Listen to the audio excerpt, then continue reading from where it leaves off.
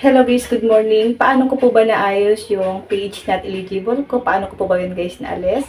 At paano ko po ba naalis yung partner monetization policies na nagkaroon po ng X, yung aking in-stream ads. Then, nung pong nawala yung X sa aking in-stream ads, na-meet ko na po yung criteria katulad nito and then wala pa rin po siyang setup. Dalawang beses po ako guys nag-send ng appeal kay Facebook. Nung una po, nung nagkaroon po ng partner monetization policies ang aking in-stream ads, ang ginawa ko po ay ito. Chinek ko po lahat ng aking mga videos, yung mga na-post ko, chinek ko po yung lahat. Yung mga comments, kung meron pa ako na i-comments sa mga post ng ating kapwa content creator, chinek ko po talaga yun guys lahat. Then, nag-send po ako guys ng appeal kay Facebook. Ganito po yung ginawa kong appeal kay Facebook. Punta lang tayo sa ating Facebook. Ipakita ko lang po sa inyo na yung Facebook ko ay nagkaroon pa siya ng partner monetization policies or yung meron po siyang X. Dito guys, i-back lang natin ito. Click 3 lines. Click professional dashboard. Scroll up natin ito. Click monetizations. Then, click natin ang in-stream ads. Ito po yung aking in-stream ads. Meron po siyang you follow Facebook content monetizations policies. Ayan guys, meron po siyang X. So, ito po yung mga ginawa ko dito. Screenshot lang po natin ito. Then, back tayo. Then, click natin ang page recommendation. Scroll up, click monetizations. Ayan guys, page not eligible po ang ating in-stream ads. Screenshot din natin ito. Then, click natin ang page not eligible. Yan guys, screenshot din po natin ito. Then, back tayo. Punta lang tayo sa ating profile. I-back lang po natin ito guys. Back, click natin ang profile. Click 3 dots. Then, i-copy po natin ang link natin. Click copy link. Then, back ulit tayo guys. Punta lang tayo sa ating menu. Then, click nyo po ang creator support. Click monetizations. Then, click program eligibility. Then, hanapin natin ang in-stream ads. Click natin ito. Ayan guys. Scroll up natin. Dito po sa baba. Ayan guys, meron siyang X. Sa partner monetization policies, sa baba guys, hanapin nyo dito ang contact us. Click natin ang contact us.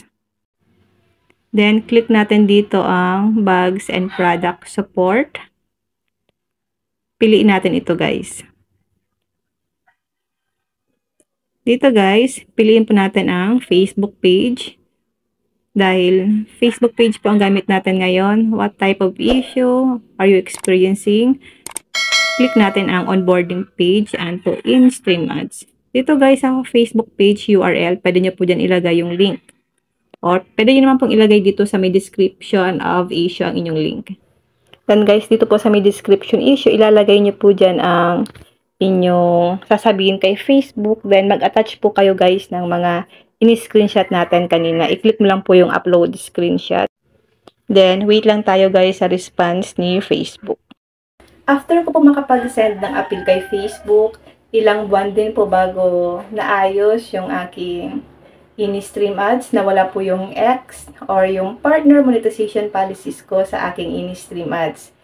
Naging ganito po siya, kaya lang wala po siyang nakalagay na setup. So, ang ginawa ko na naman po, nag-send din naman po ako ng appeal. Ito po yung sinend kong appeal. Panoorin na lang po after na mapanood niyo po itong video para makapag-send din po kayo ng appeal kay Facebook. Kung na-meet niyo na po yung criteria niya sa in-stream ads, kaya lang po, wala pa kayong setup sa inyong in-stream ads. After ko po makapag-send ng appeal kay Facebook at ilang araw lang po, ito na po yung response sa akin ni Facebook. Punta lang tayo sa ating Facebook.